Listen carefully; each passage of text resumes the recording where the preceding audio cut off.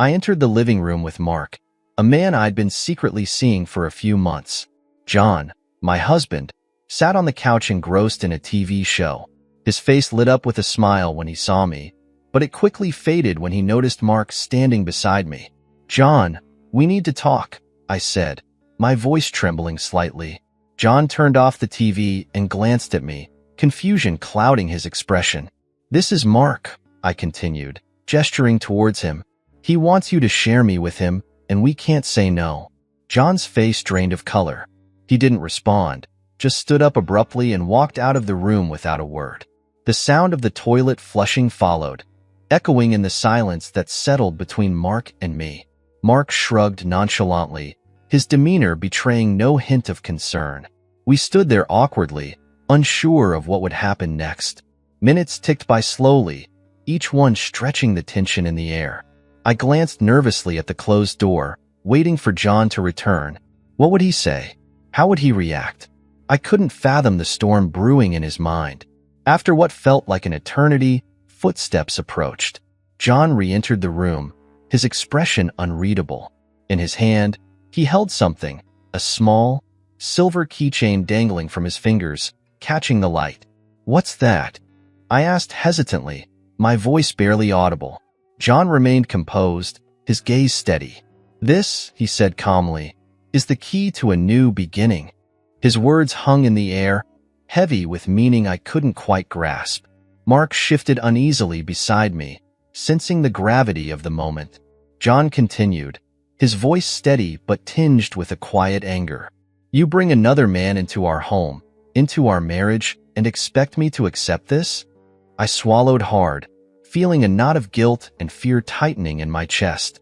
"John, You've made your choice," he interrupted sharply, cutting through my feeble attempt at explanation. "Now, you'll both face the consequences." He turned and walked away, leaving Mark and me stunned and apprehensive about what lay ahead. John returned to the room, a small object tightly gripped in his hand.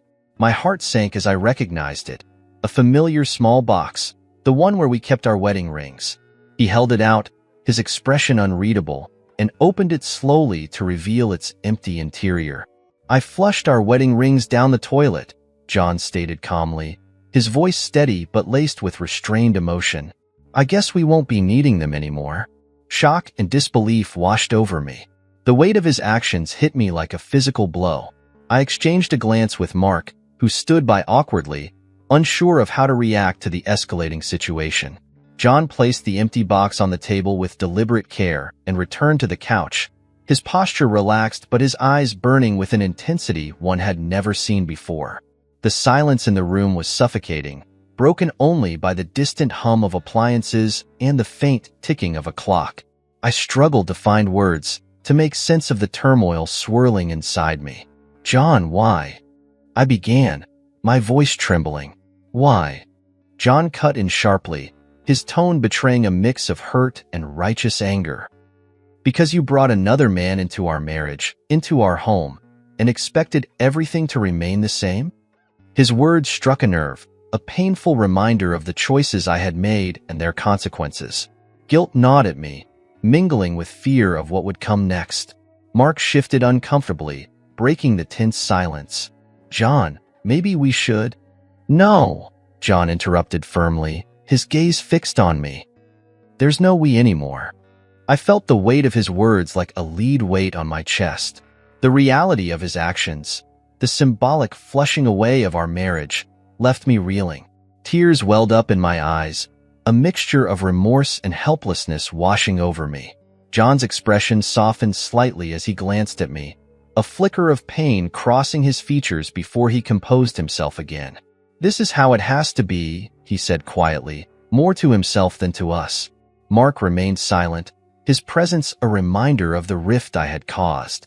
I wanted to reach out, to undo the damage, but John's calm resolve and the emptiness of the ring box were stark reminders of the irreparable breach between us. Hours passed in strained silence, each minute stretching into eternity. Mark eventually excused himself, leaving me alone with John and the echoes of what had transpired. He retreated to our bedroom, shutting the door with a finality that underscored the end of our shared life.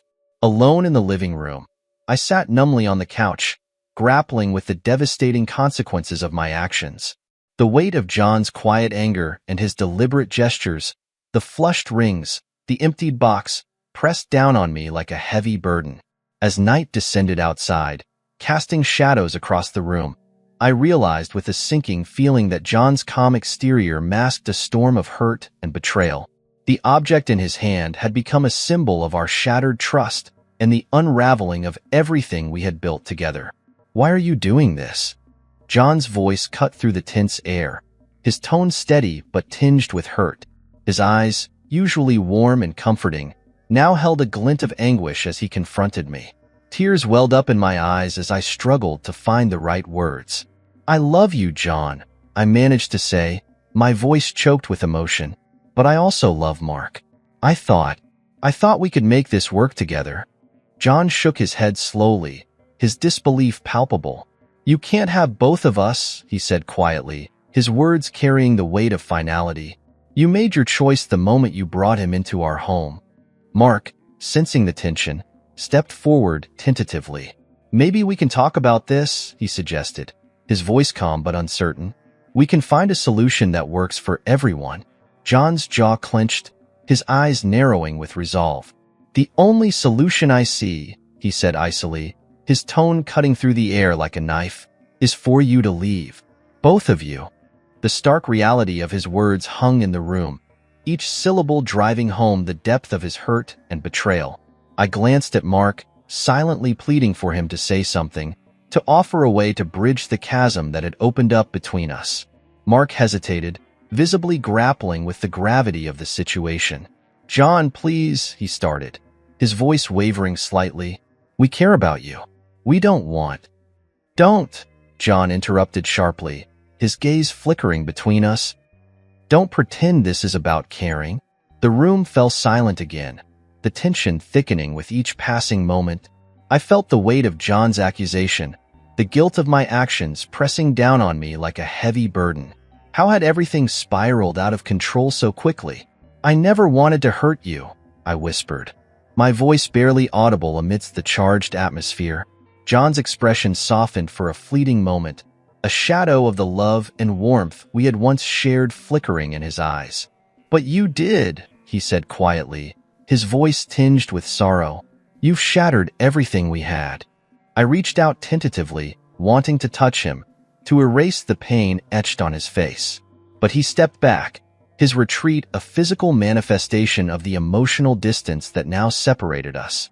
Mark shifted uncomfortably, unsure of his place in the unfolding drama.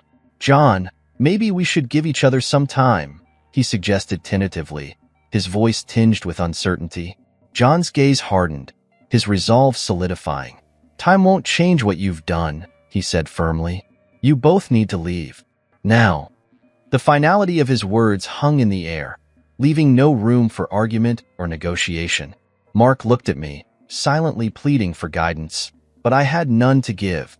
The reality of our shattered marriage and the consequences of my choices crashed down on me with brutal clarity.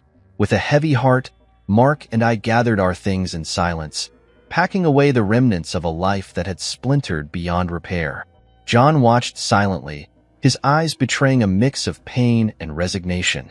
As we walked out of the house, the weight of John's calm anger and the devastation of our broken vows pressed down on me with each step. The night air was cool against my skin, a stark contrast to the heat of emotions that raged within me. Behind us, the door closed with a finality that echoed the end of our shared dreams.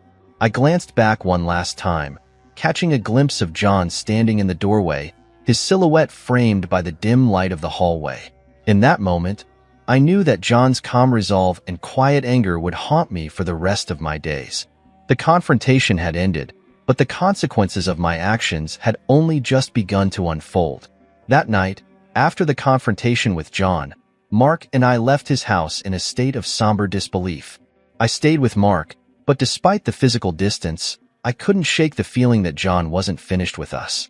His calm demeanor had been unsettlingly composed, too accepting given the gravity of the situation. I knew him well enough to understand that beneath that calm exterior, he was brewing something. Days passed in a haze of uncertainty. I couldn't sleep, couldn't eat properly, haunted by the echoes of John's quiet anger and the shattered pieces of our marriage. Mark tried to reassure me, suggesting we move on, but I couldn't shake the feeling that John had a plan, a strategy to turn the tables on us. Then, one evening, a text message arrived on my phone. It was from John, a simple and chilling message that sent a shiver down my spine. "Come back home. We need to talk." Mark frowned when he saw the message over my shoulder. "You can't seriously be considering this," he said, his voice laced with concern. I hesitated, torn between fear and curiosity. "I need to know what he's planning," I replied, my voice barely above a whisper. Mark shook his head, his frustration evident. "He's not going to forgive this easily," he warned. It could be a trap, but I couldn't ignore the gnawing uncertainty that plagued me. Against Mark's advice, I made a decision. I needed answers, closure, whatever form it might take. The drive back to our house was nerve-wracking. Every mile felt like a step closer to an unknown fate. When I arrived, the house was quiet, bathed in the soft glow of twilight. I let myself in, heart pounding in my chest. John was waiting for me in the living room, sitting on the couch with a bottle of wine placed on the table in front of him. His gaze met mine as I entered, his expression unreadable. "You came," he stated calmly, his voice devoid of the anger I had expected. I nodded, unable to speak. The air between us was thick with unspoken words, the weight of our fractured relationship hanging heavy in the room. John gestured to the couch opposite him, a silent invitation to sit. I hesitated for a moment before lowering myself onto the seat, acutely aware of the space between us. He poured 2 glasses of wine, handing one to me. I took it hesitantly, unsure of his intentions. We sat in silence for a long moment, each sip of wine a tentative gesture towards easing the tension. Finally, John spoke, his voice measured. "I've had time to think," he began, his eyes fixed on mine. "About what happened about us." I swallowed hard, unsure of what to expect. "John, He held up a hand, silencing me. "Listen," he said softly, "I'm not here to rehash the past. What's done is done, but we need to move forward." His words took me by surprise. I had anticipated anger, accusations, but instead, there was a calm resolve in his tone that unsettled me even more. "I've made a decision," John continued, his gaze unwavering. "I want a fresh start." I blinked, processing his words. "A fresh start?" I echoed, my voice barely a whisper. John nodded, his expression serious. "Yes, but there are conditions." My heart raced, anticipation mingling with dread. "Conditions?" He leaned forward slightly, his eyes searching mine. "You and Mark leave town," he said bluntly, "tonight, and you never come back." The demand hit me like a physical blow. "John, No," he interrupted firmly. "This is not negotiable. You brought him into our lives, into our home. Now you both leave, and we'll pretend this never happened." I struggled to find words, to comprehend the magnitude of his ultimatum. "What about us?" I finally managed to ask, my voice trembling. John's gaze softened momentarily, a flicker of sadness crossing his features. "There is no more us," he said quietly. "Not after this." Tears welled up in my eyes, a mixture of regret and sorrow overwhelming me. "John, please." He shook his head, his resolve firm.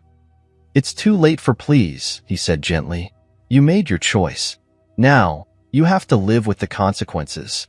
Silence enveloped us once more, the weight of his words settling over me like a heavy shroud. The wine sat untouched in my hand, the taste bitter against my tongue. Minutes passed in tense stillness before I finally nodded, a silent acceptance of the inevitable. "I'll go," I whispered, my voice breaking. John nodded, his expression unreadable. "Goodbye," he said quietly, his eyes never leaving mine. I stood slowly, the room spinning around me. As I walked out of our house for the last time, I knew that John's calm resolve and his meticulously laid plan had won. The ache in my heart and the weight of my choices followed me into the night, leaving behind a trail of shattered dreams and unanswered questions. John poured 2 glasses of wine, handing one to me with a calm demeanor that belied the storm brewing beneath the surface. His voice, steady and collected, cut through the tension in the room like a knife. "I thought we should talk about what happened," he began, his gaze fixed on mine over the rim of his glass. I took a hesitant sip of the wine, its taste bitter on my tongue as unease settled in the pit of my stomach. "What do you want to talk about?" I asked quietly, unable to meet his gaze. John's smile was fleeting, devoid of warmth. "I just wanted to say goodbye properly," he replied, his voice measured, "and to let you know that I've filed for divorce. You'll be hearing from my lawyer soon." The words hit me like a physical blow, sending a wave of panic coursing through me.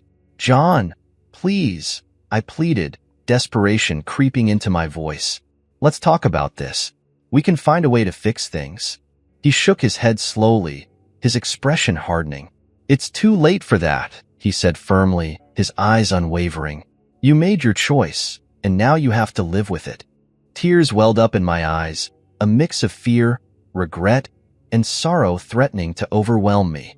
The reality of what I had done, bringing another man into our marriage, shattering the trust we had built, crashed down on me with unbearable weight. "I didn't mean for this to happen," I whispered, my voice cracking with emotion.